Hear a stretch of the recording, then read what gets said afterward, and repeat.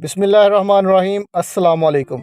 ऐसे तमाम लोग जो सऊदी अरब से बाहर हैं, इनके इकामे छुट्टी अभी तक जो है वो एक्सटेंड नहीं हुए।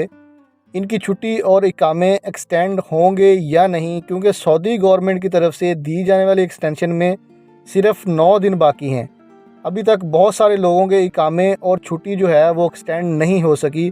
अगर जवाज़ात से पूछा जाए तो जवाज़ात का वही जवाब मिलता है जैसा कि स्क्रीन पर देख रहे हैं कि जवाज़ात के ट्विटर अकाउंट पर एक आदमी ने सवाल किया कि खादम हरमैन शरीफैन ने जो फरमान जारी किया था इसमें चंद दिन बाकी हैं, लेकिन अभी तक खरूज ओहदा और इकामे तजदीद नहीं हुए।